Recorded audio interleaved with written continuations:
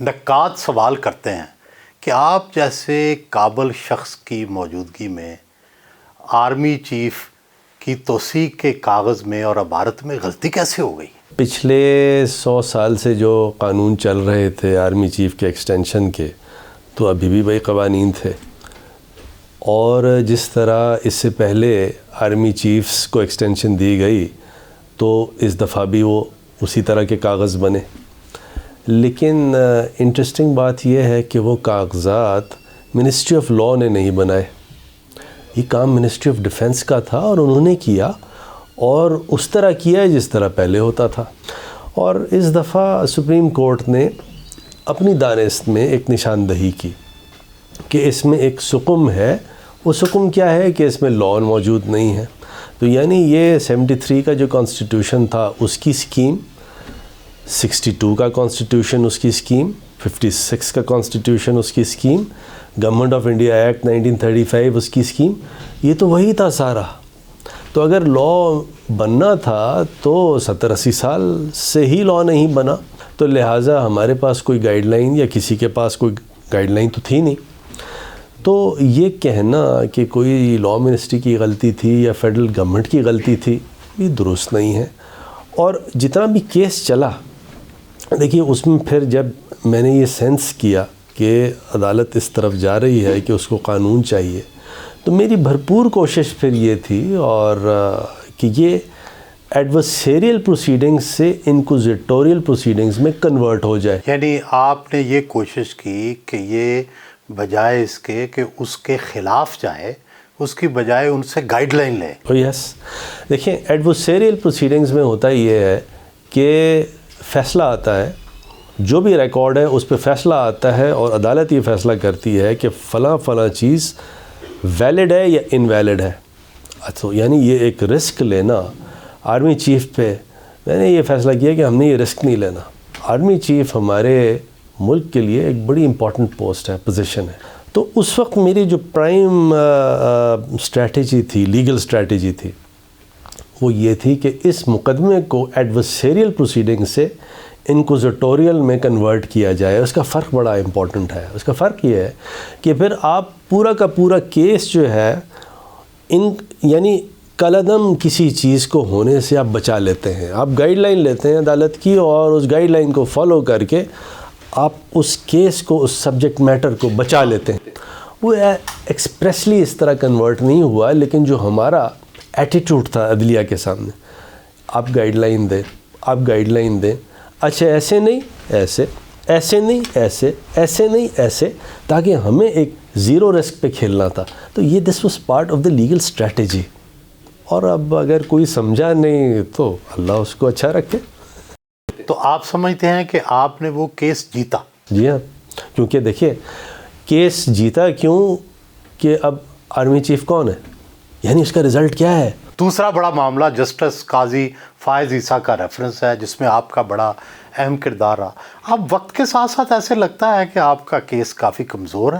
دیکھیے یہ تو وقت بتائے گا کہ کیس کمزور ہے یا ویک ہے، لیکن وڑائد صاحب ہم کیس کو جیتنا اور ہارنا جو ہے وہ ہماری کوئی پرائیورٹی نہیں ہے. ہماری پرائیورٹی ہے کہ انڈیپینڈنس آف جوڈیشری، اس کو ہم کس طرح امپاور کریں. اب جیسے فار ایگزامپل اس کیس میں ایک چیز میری نوٹس میں آئی. اب نوٹس میں کیا ہے کہ رولز آف بزنس دیکھیں تو ججز سارے جو ہیں وہ منسٹری آف لاء کے انڈر ان کے پروسیسز منسٹری آف لاء کو کرنا ہے. اس کی منسٹری آف لاء ہے. اگر آپ کے پاس کوئی چیز آتی ہے، آپ آگے ایز پر لاء اگر اس کو بڑھاتے ہیں تو آپ کا اتنا کام ہے. ہم نے صرف اتنا کام کیا کہ یہ انفارمیشن جو ہے، وہ انفارمیشن جو ہے سپریم جوڈیشل کاؤنسل تک دی.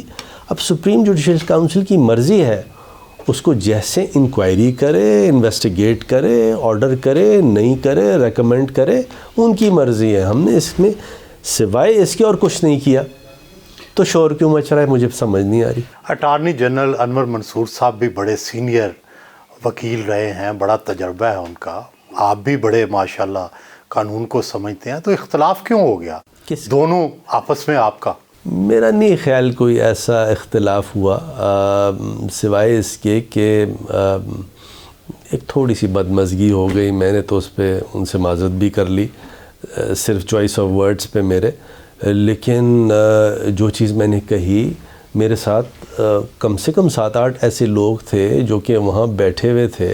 اگر ان سے مشاورت ہوتی، کچھ ہوتی تو وہ بتاتے، اور ایسا نہیں تھا، کسی قسم کی کوئی مشاورت نہیں تھی. وہ تو بعد میں چیز پتہ، جب انہوں نے وہ بات کہی وہی والی کہ جی، میں اس کو ریپیٹ نہیں کرے. لیکن یہ الزام آپ پر بھی آ رہا ہے نا کہ آپ نے انہیں بریف کیا تھا. غلط ہے. اب دیکھیں، الزام جس نے لگایا، جیسے لگا میں نے ڈینائی کر دیا. میں کیا کروں؟ میں کس طرح میں یہ ثابت کروں کہ انہوں نے کنسلٹ مجھ سے نہیں کیا، ماں سوائے اس کے کہ جو لوگ اس وقت میرے ساتھ تھے ہیئرنگ میں جانے سے پہلے، ان کے سامنے ساری بات تھی. اور اس کے بعد بھی جو باتیں ہوئیں وہ سب کے سامنے باتیں ہوئیں، جو انہوں نے کہا کہ یہ آپ نے کیسے بات کی. لیکن اگر یہ ریفرنس جو ہے یہ رد ہو گیا تو وزارت انصاف اور قانون جو ہے اس پہ زیادہ آئے گی. ہو سکتا ہے لوگ کہیں آپ نے بدنیتی کی بنیاد پہ کیا ہے. صرف آپ کو قانون بتا رہا ہوں کہ کوئی بھی سپریم جوڈیشل کاؤنسل کی پروسیڈنگز جو ہیں وہ صرف جب کوش کی جا سکتی ہیں کہ اگر بدنیتی پہ ہو. تو سارا کیس جو ہے، کیونکہ بدنیتی کا پرنسپل جو ہے اس کو لاگو ہونا ہے، اور سپریم کورٹ نے ڈیسائیڈ کرنا ہے کہ بدنیتی ہے یا نہیں ہے، تو اس لیے یہ تمام چیزیں آپ کے سامنے ہیں. کیا اس میں بدنیتی ہے یا نہیں ہے، اس پہ میں ڈسکشن نہیں کروں گا کیونکہ وہ میرٹس پہ چلا جائے گا. فروغ نسیم کے وزیر قانون بننے سے امید یہ تھی کہ قانون بہتر ہوگا، جمہوریت مضبوط ہوگی، مگر یہاں تو الٹ ہو رہا ہے. پابندیاں لگ رہی ہیں، سوشل میڈیا پر کے بارے میں قانون سازی ہو رہی ہے. تو آپ جیسے شخص سے تو امید تھی کہ آئین کو اور لبرلائز کریں گے.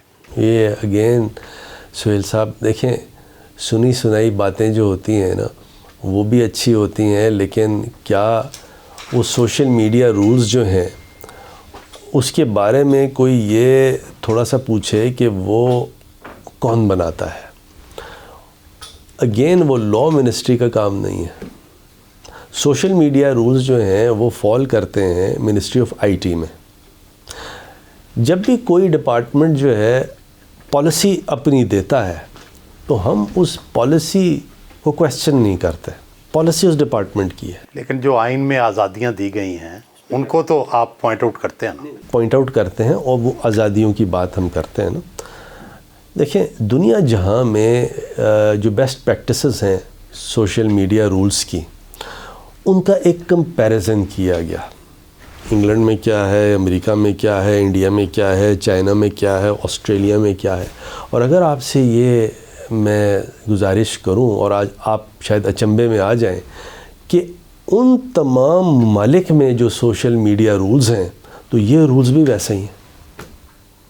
یعنی وہ سوشل میڈیا رولز ان ممالک میں کیا ہے میں آپ کو بتاؤں. ان ممالک میں یہ ہے کہ جتنے بھی ہینڈلز ہیں، یعنی فیس بک ہو گئی، ٹویٹر ہو گیا، یہ تمام جو اس طرح کے ہینڈلز ہیں، تو ان کی فزیکل پریزنس اس ملک میں ہونی چاہیے. یہ ایک بڑی بنیادی ریکوائرمنٹ ہے. تو کیا پاکستان میں نہیں ہونی چاہیے؟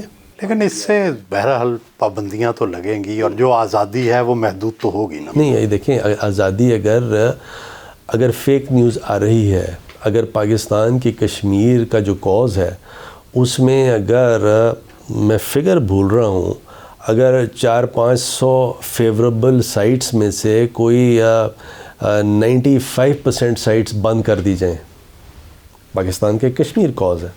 اگر ہم صرف یہ کہہ رہے ہیں کہ دیکھیے، آپ اگر کوئی چیز ہمارے فیور میں ہے، یا کوئی فیک نیوز نہیں ہے، یا فیک نیوز اگر کوئی ایسی ویب سائٹ ہے جس میں فیک نیوز ہے، اس کو بند کر دیجئے، یا اس پہ کوئی قدغن لگائیے، یا اس سے پوچھ گچھ کا کوئی سسٹم ہو. یا اگر ہمارے فیور میں کوئی ویب سائٹ ہے جس میں فیک نیوز نہیں ہے، آپ اس کو بند کر دیجئے. تو کیا یہ کانسٹیٹیوشن آف پاکستان کی وائلیشن ہے؟ بتائیے مجھے. وزیر اعظم عمران خان صاحب نے خاص طور پر آپ پر اعتماد کا اظہار کیا ہے شاید اس کی وجہ جسٹس قاضی فائز عیسیٰ کا ریفرنس ہے. کیوں اس کی ضرورت پڑ گئی؟ جب یہ قاضی فائز عیسیٰ والا معاملہ آیا تو ایک لوگوں نے افتخار چودھری والا وہ دیکھا ہوا ہے، وہ ایرا دیکھا ہوا ہے، تو ان کو یہ لگا کہ کہیں ایسا تو نہیں ہے کہ پی ٹی آئی کی گورنمنٹ جو ہے وہ جوڈیشری سے لڑائی ہو رہی ہے، کیا ہو رہا ہے. تو لوگ تھوڑا سا گھبرائے.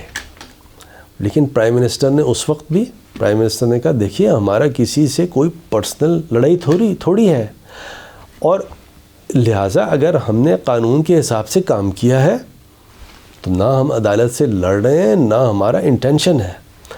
اب یہاں پہ بار کونسل کی سیاست ہے. بار کونسل بار ایسوسیشن دھڑوں میں ہے، اور بار ایسوسیشن مجھ سے باہر نہیں ہے، میرے اپنے ہوں، میں ان سے باہر نہیں ہوں، میرے اپنے لوگ ہیں. لیکن اس میں ہوتا یہ ہے کہ اگر دوسرا دھڑا ہے بار ایسوسیشن کی سیاست میں آفس بیررز ہیں، تو وہ اگر لاء منسٹر یا اٹارنی جنرل دوسرے دھڑے کا ہے تو اس پہ کہہ دیتے ہیں اس کا ریزگنیشن لے لو. نئے اٹارنی جنرل خالد جاوید خان آ گئے ہیں. کیا ان کی تقرری کی سفارش آپ نے کی تھی؟ اور انہوں نے آتے ہی پہلے روز اپنی خود مختاری کا اعلان کر دیا. اب آپ کا دفتر اور اٹارنی جنرل کا دفتر کیسے اکٹھے چلیں گے؟ دیکھیں میں آپ کو بتاؤں کہ اگر میں سفارش نہیں کرتا، سمری نہیں بناتا، تو وہ سمری آگے نہیں جاتی، ان کی تقرری نہیں ہوتی. تو یہ میڈیا نے کسی نے چلا دیا کہ میں، لیکن انتخاب تو وزیر اعظم نے خود کیا. جی وزیر اعظم کا انتخاب تھا، اس میں کوئی شک نہیں. وزیر اعظم کا انتخاب تو انور منصور خان بھی تھے، وہ بھی تھے، خالد جاوید خان بھی ہیں، اور میں بھی ان کا انتخاب ہوں. تو یہ انتخاب تو وزیر اعظم کا ہی ہے. تو کسی نے اخبار میں فیک نیوز چلا دی کہ نئے اٹارنی جنرل کے آنے سے پہلے لاء منسٹری سارے اپوائنٹمنٹس کرنا چاہتی ہے. بالکل غلط ہے. تو وہ خالد جاوید خان نے مجھے کہا دیکھیے یہ، میں نے کہا یہ فیک نیوز ہے. اس کے بعد میں نے ان کو کہا کہ دیکھیے پہلے اٹارنی جنرل تھے تو ان کی مشاورت سے میں ساری تقرریاں کرتا تھا، اور ابھی بھی ایسا ہوگا، اس میں کوئی ایسی بات نہیں. حالانکہ under the rules of business attorney general کا کوئی رول نہیں ہے ان تقرریوں پہ. یا یہ لاء منسٹری کرتی ہے؟ لاء منسٹری کرتی ہے، اور پرائم منسٹرز آفس کرتا ہے، پریزیڈنٹ کا آفس کرتا ہے. اٹارنی جنرل جو ہے اس رولز آف بزنس میں اٹارنی جنرل جو ہے وہ لاء منسٹری کا ایک ماتحت ڈپارٹمنٹ ہے. تو پھر انہوں نے یہ بیان کیوں دیا؟ اب سر وہ ہمارے بھائی ہیں، ان سے پوچھیں، مجھے نہیں پتہ کیوں دیا.